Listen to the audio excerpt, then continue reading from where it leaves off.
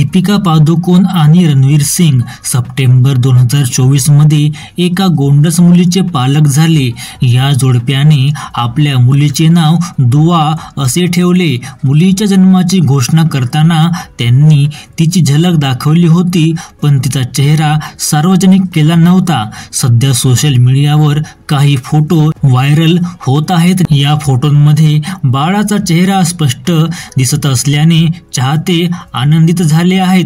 अनेकांनी या जोडप्याचे पुन्हा अभिनंदन केले आणि बेबी दुआच्या गोंडसपणाचे कौतुक केले। पण खरी गोष्ट अशी आहे की व्हायरल झालेले हे फोटो बनावट आहेत।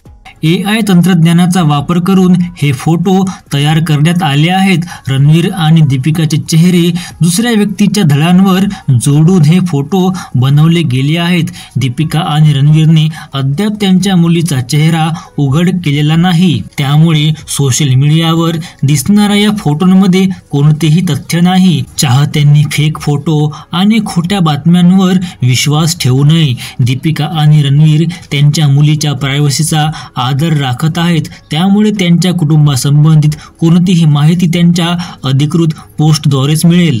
मनोरंजन विश्वातील नवनवीन अपडेट्ससाठी चॅनलला नक्की सबस्क्राईब करा आणि व्हिडिओ आवडल्यास लाईक सुद्धा करा, शेअर करा, कमेंट करा।